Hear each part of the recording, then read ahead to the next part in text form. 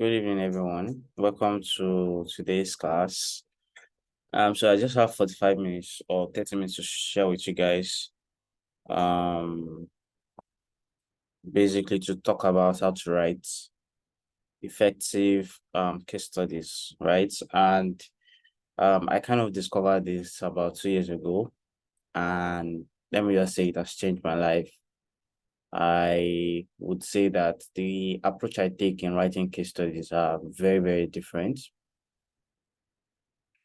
And compared to the regular case studies that is usually out there, um, I can say it categorically that few HRs or hiring personnel we actually go through so many things that people write these days. Like it's just a lot of content and nobody's going to consume it. People just want to they want to take a decision as fast as they can. And that is why I said it has to be very effective, because the point of writing case studies is because you want to show how you make these decisions that you're putting in your designs, and what are the processes that you put in place that make your work come out the way it is. You understand? So that's the point of writing a case study. And there's actually some case studies that are very, very more understandable than the rest. And I just want you guys to be very, very familiar with how best you can write your case studies when you want to make it when you want to make a case study out of the project you just finished doing. You also add it to your portfolio and like so. Let's get started. All right, so this particular class is exactly from my paid course. That's the design course that I teach. Okay. And for some of you that are actually in this class, I'll be every time I teach, right? I just like to give 50% off from the course. So usually the course is, I think it's around 20K. But if you attend this class, you can get access to it for just 10K. So after the class, if you know you learned a lot, you can just go over so that you can gain more experience, and you can have the full knowledge at full scale, and you can learn better. Okay.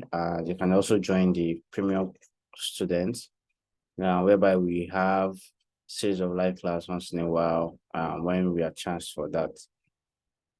All right, so this is one of my favorite links to teach case study. Like I said, I discovered this guy's platform, this guy's portfolio about 2 years ago, and I really love how he did this presentation. But I'm going to be skipping some things, and you know, and I'm going to be like highlighting what is more important for me. If I'm an HR manager, or I want to hire you for a job, maybe I'm a client or something like that.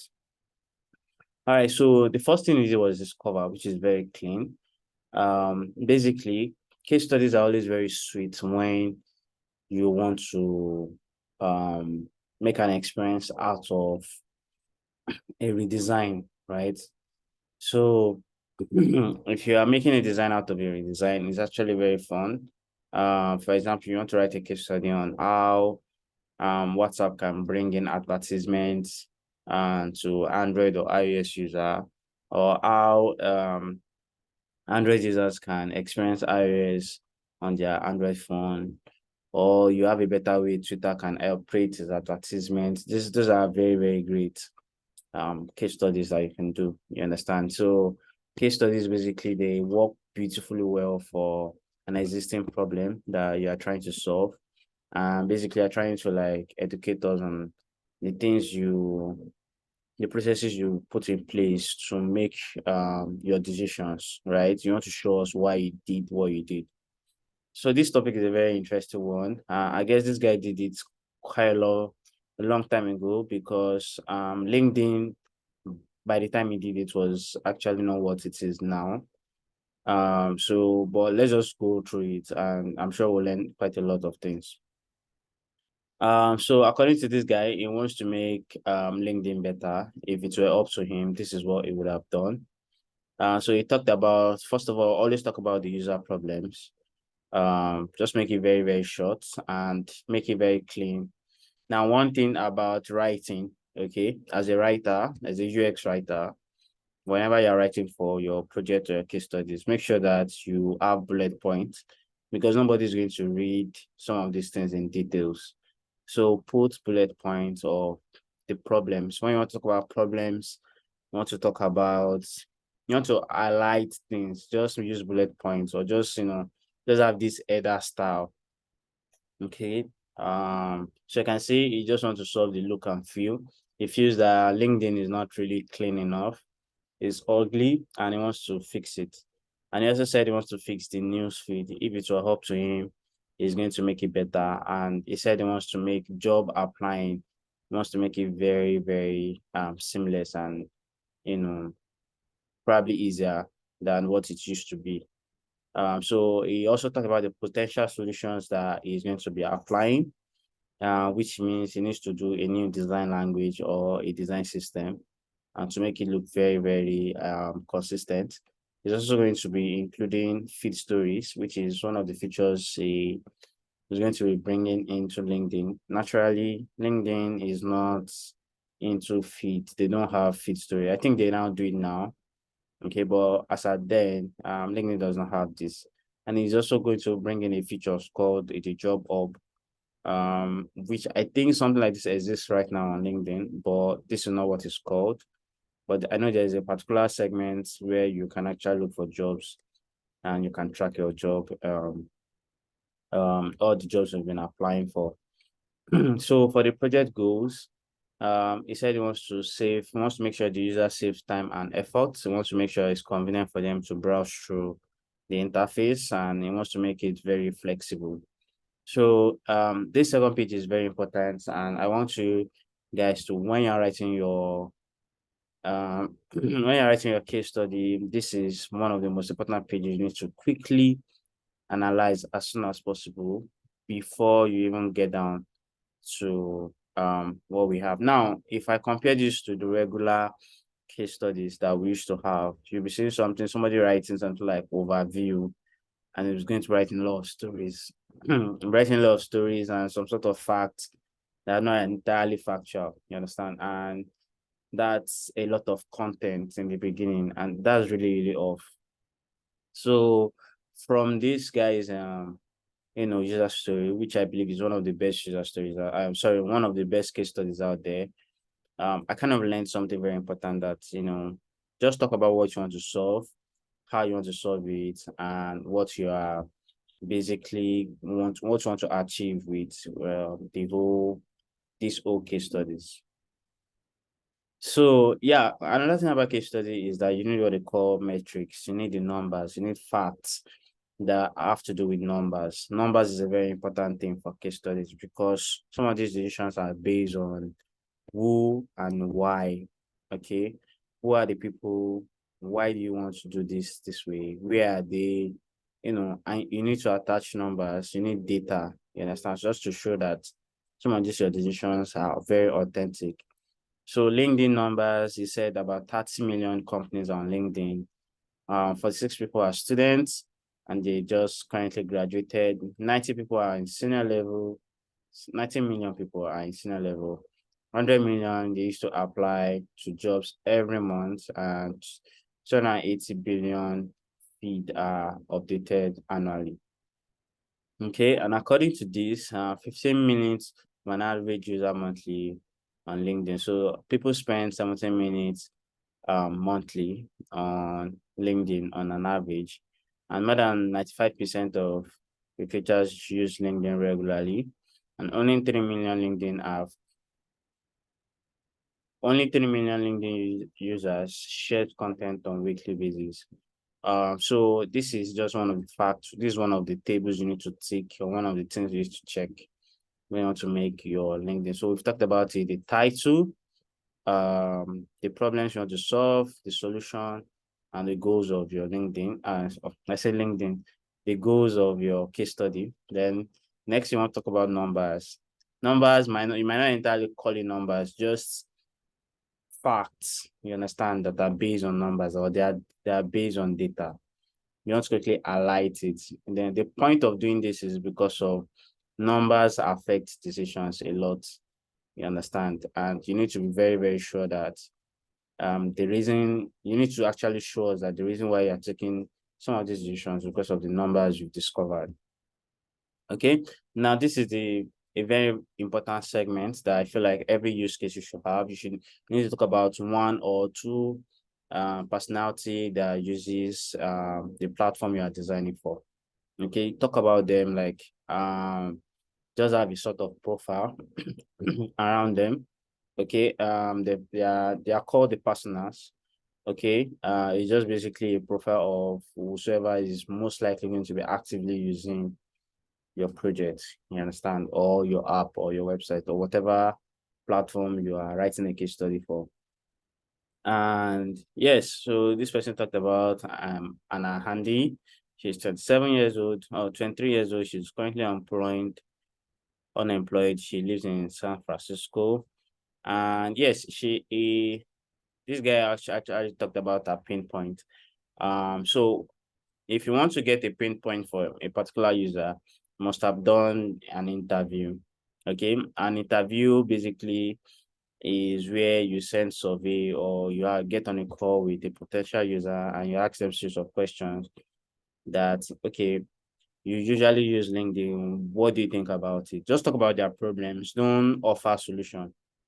Just talk about, let the person rant to you, basically. That's the word for it. Let the person, even if you're going to talk off point, even if what is going to be gisting you or telling you is not really in line it's not even in line with the question you ask. Just allow the person to rant. Just ask them a question and let the person give you a thorough feedback. You understand? So, and then you can write down, okay, and then you ask the person, if it were up to you, what would you want on this particular platform? Okay, what would you want to solve? So the person will even can recommend features that this is what I wish that LinkedIn has. Okay, and then you can even ask based on the behaviors. Anytime you're experiencing this problem on LinkedIn, what do you do next? And the person is going to tell you, maybe sometimes I decide to log off, or sometimes I decide to go to another app, or I just had to struggle with it, or the basic people actually behave in a way when they did not see solution quickly. Understand? So you want to get that 3 points out of it. You pinpoint what they need and how they behave at the end of the day. You don't need all this actually, unless you just want to make it beautiful. Um, I really don't really vibe with it, but you can also include in your case study. This is actually putting all this into a 3 empathy map. The 4 empathy map, which is what the person says, what the person do, and what the person thinks, and how the person feel. I don't entirely think that this does a lot of help for you in deciding. I just feel like this is what you need the most: the pain points, the ego, and the behavior. All right, so you don't need this. This is for your PM to share with you, but I don't think you need the user story like that much. Okay, so this second person now, the same thing. So I'm guessing you can do like 2 or 3 people. Just talk about like you had an actual interview, and this is what this person said, and I felt his pain, and I included it in one of the facts or one of the discovery I made when I was making this case study. Okay, you just want to include that process in your case study. And the next thing is you want to talk about information architecture. This is also a very interesting thing. People don't usually do it, but it's very important. So information architecture can be defined as how you arrange information on your platform. You understand? So when you get to a platform, how do you arrange information? Okay, what do you put in the first page? When they click, what is the next page they see? What leads to what? You just want to describe it with this type of diagram, which is cool. So information architecture is also going to help us understand that you're a good UX person. You care a lot about the user, and you know how to answer the doubts from a user as soon as possible. So sometimes there are some landing pages that they're too long, and you just want to make fast decisions. You just want them to see what they need to see as fast as possible, and they make decisions based on that. Okay. And how you also have to categorize and arrange this thing per page is also very important. So obviously on LinkedIn app, we have different segments, or on your navigations, right? We have the My Network. I'm guessing this is like, I don't know how the current LinkedIn is. Maybe I should just open my phone and cross check. But compared to now, I'm coming. Let me look for it now. LinkedIn. So compared to now, yes, My Network still exists. We have the home, My Network, we have posts, then we have notifications, and then we have jobs. I also think, yes, we have messages, we have profile section, and I think we have search. Yeah, these are like the four, 7 important figures, or 7 important navigation on by the time you open the page. These are like the biggest cities ever, okay, on LinkedIn. Okay. And yes, it's actually very is one thing that you need to picture out. They are like the cities that are very, very obvious on your applications. You understand? So we have the home, and we have the network. You want to post something, your notifications, your job, and all that. So you just describe what and what are on each of these pages, which is very important. I'm not really a fan of wireframe, but yes, so instead of wireframes, I would usually prefer user flow, right? So just tell us the low fidelity plan that you had before you start drawing out the high fidelity. You understand? So that's what this means. Wireframe basically is the skeletal version of your UI. And obviously, it means that there's a thought process, there's a time whereby outside designing the application itself, you had a lot of sketch, you did a lot of um back and forth with yourself. You had to ask questions and all that. And thankfully, there are also digital wireframe platforms that you can use, like FigJam and Whimsical and some of it like that. So you can just show your workings. Okay, that's basically what wireframe is. Obviously, if you are into mathematics, you know that your teacher wants to see how you achieve some sort of results. So always show your workings in your case study. How did you arrive? What are the things you cleaned off? What are the decisions you took? Okay, well, what did they tell you to remove? And how did you arrive at the final destination? So this basically is just to show your work, and it's very important that you put it in your case study. And the next one is the design system. Yes, this is recently is one of those things you need to actually showcase. Okay, especially some of this information, especially the distances between some of the elements.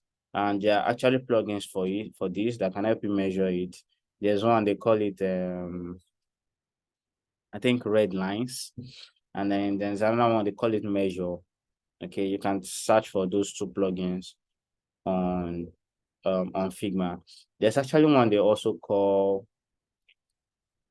it's I think it's is it 8 shapes or something like that. Yes, so after I upload this video on LinkedIn on YouTube, I will add the names of those plugins. So 8 shape, measure, and red lines can help you to achieve this.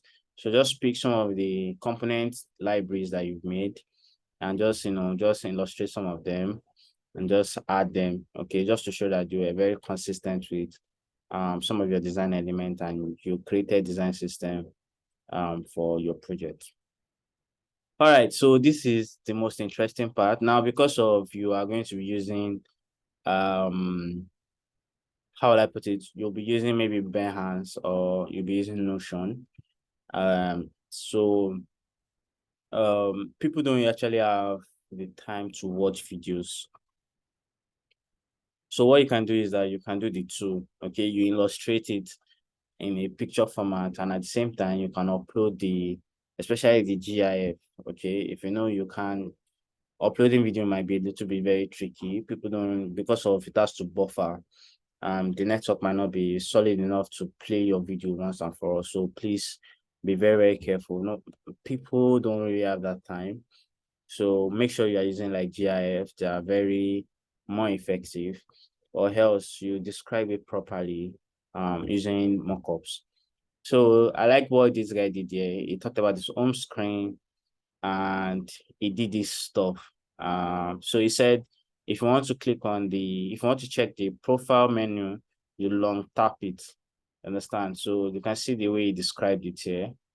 So if you click here, you one tap is going to come to your profile, but if you touch and hold, it's going to bring out this modal. So it's a two different thing. So we have two types of profiling. The first one will take you to your profile where you can see this. Obviously, LinkedIn does not have this. It's just, it's just recommending that LinkedIn should have something like this. Okay. But if you long tap your profile, it's going to bring up the smaller version of your profile, something like that, which is quite very cool. And especially if you're a user or if you're an HR or you're a recruiter, you don't have to entirely, start browsing through all the details of the potential employee. So you can just long tap it and you kind of like get more information about the person. Okay. And you can see this guy now made the video version. So this is the one tap and this is the long tap. So this is a very interesting way of showing your interactions. One tap and the long tap. Now you can see this is the pictorial format of describing it, and this is the video format of it. Now, because of I see this, I am a little bit curious on how it's going to actually play out, and I can now take my time and say, okay, let me watch this video.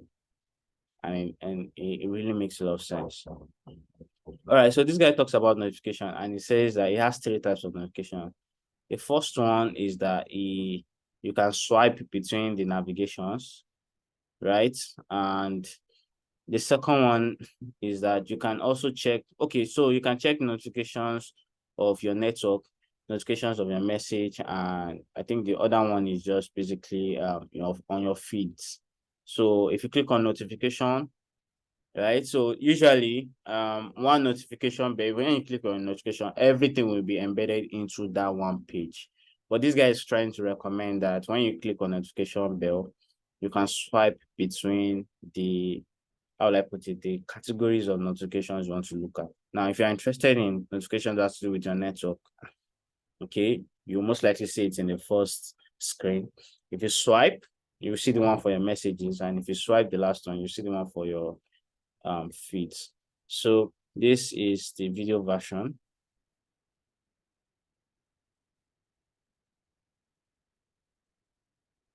All right, so from everything we've learned from this case study, you can see that there's less talk and too many content that I used to see these days on. I don't know why people actually advise you don't need to write too many things. It's a crazy thing. Nobody is looking forward to be reading all those things. Just show your work, show it. That's just like the most important thing. You need to describe it in the best way, and the best way is not entirely to start writing the stories. The best way basically is to prototype your work. Okay, so you show it in two versions. Is that you describe it properly with mockups, or you include it as a video, you understand? Or you even use GIF in cases whereby you are using some platform that does not support videos. All right, so let's go to the next one. Building a story. Yeah, so this is another version of him trying to like, okay, this is how to share story. I'm thinking this is like, the format at which you can upload videos and not upload a post and all that. So LinkedIn live story and then widgets. Okay, so this is another mock-up that describe how LinkedIn widgets is going to work.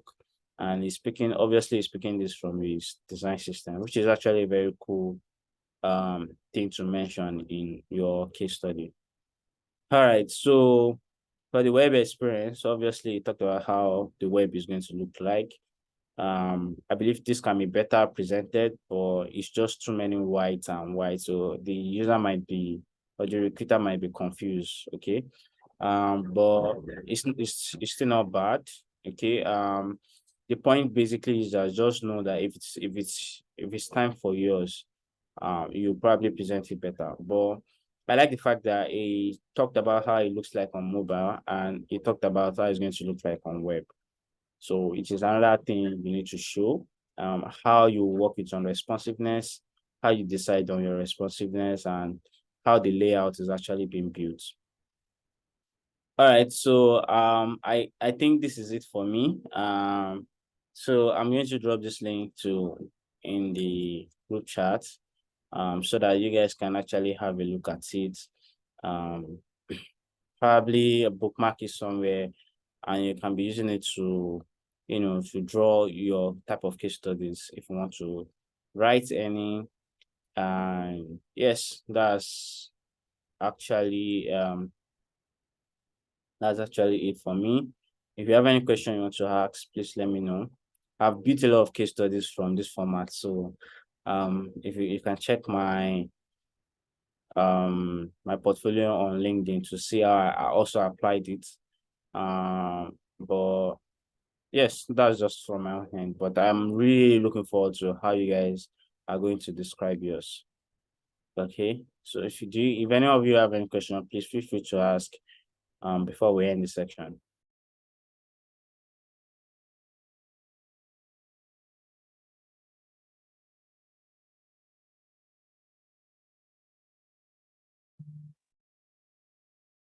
Please just raise your hands. I can just take in 2 questions and we are done for the class. And raise your hands. And if you know you don't want to raise your hands, just type and I'll read it out.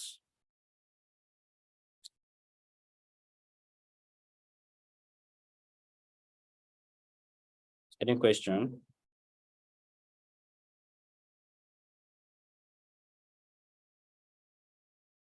All right.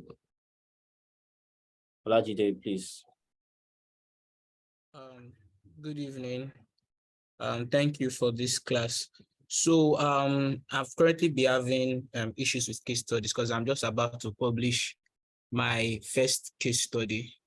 And I don't know, hopefully I can get in contact with you on WhatsApp and send it to you for you to review. So my question I wanted to ask is how important is storytelling when writing case studies, in order to engage the maybe the employer or whoever is reading your case story, since you said you shouldn't have much content or much write-up.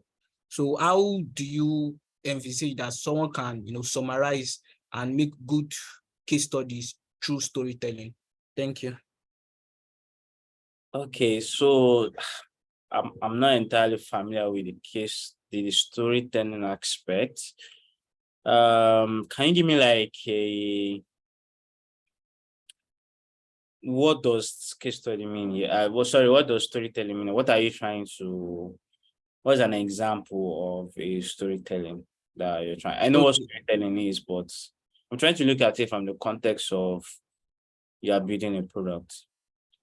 Okay, so I came across a case study on Twitter that someone did on Twitter that got him a job at Payday. So the case study was majorly a storytelling case study. He wrote it in a way where it was like as if you were sitting with him and you were gisting. Because I read it and it felt like as if the guy was beside me and was just gisting me how his whole experience was right doing the case study. It was an onboarding case study. So it was like as if he was gisting me about the case study. It wasn't the usual formal kind of case study where you have usual titles when you on case study, you see overview, you see design process. The way he wrote it was you'd understand that, oh, he was talking about his design process, oh, he was talking about his design system, but it was more like it was a gist between two friends, and he was just telling me his experience, why writing or why. Okay, I get what you're saying. So can you hear me?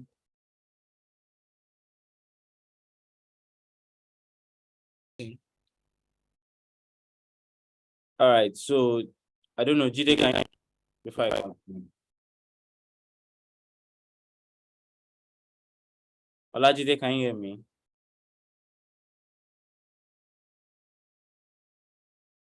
All right, so okay, so I don't think the issue was the case study, right? The issue, what you're trying to point out is presentation. And like you said, I think I saw it on Twitter also. I saw it on Twitter. Yes, he got him a job. Um, but this is where I want you to actually, you guys should pick it out. Basically, your presentation will really, really matter. It's basically just like when I'm showing you guys that it's not as regular as it used to be. I think the guy basically was just like writing out the interview he had with someone, okay, and he just every answer that was given to him, every reaction. That's why I said that one of the most important elements in your case study is pain points. Okay, a user describes his problem to you, and you didn't really offer the solution to him at that point during that interview. You design something that is going to solve that problem. And you now come and tell us that this is what you did to solve this problem. That's basically what case studies are for. Okay. Metrics, pain points, and the problems. Okay. How did you solve it? So you're supposed to show us mock-ups on how you went ahead to solve it. So his own style basically, he just had a better presentation and you guys were able to like engage with it. So storytelling is not entirely the thing, because when you talk about storytelling we need some sort of video format. You'll be doing a lot of interaction, you'll be doing a lot of content. Okay, that's what storytelling. That's what I'm trying to like understand how it relates. Basically his thing is not really storytelling. Okay, it just told the world or told everybody how he solves a user's problem, okay, and he presented it like a story. You understand? So, so it, like I said, all these case studies I used to see, I used to have overview, solution, problem statements. Those styles are just too old school. You need to be as creative as possible. Understand? If you need to do video formats, if you need to do prototype, if you need to give the person, access to demos, understand? Those are better ways to do case studies. If you need to, some people, I know people that they just make videos, everything, no content, and they're not writing anything, is basically just videos. So your case studies can need that kind of approach. You don't do all these too many content that you guys do. And no, you don't need all those things. Your case study has to be as creative and has to be as convincing as possible. I need to show your work. How did you arrive here? Basically, that's what case studies are for. Any other question?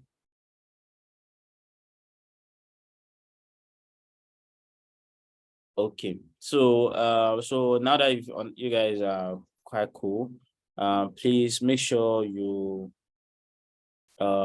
practice more, flex your case studies. Case studies should be able to finish it in 2 days or 3 days if you're very, very disciplined person. Okay, and just publish it. Always publish it. You can always update it. There's some case studies that you can release it severally. You understand? It doesn't just end there. So, Michael, please just ask your question while I end this class. Be fast, please. Okay, thank you so much for this class. I really appreciate it.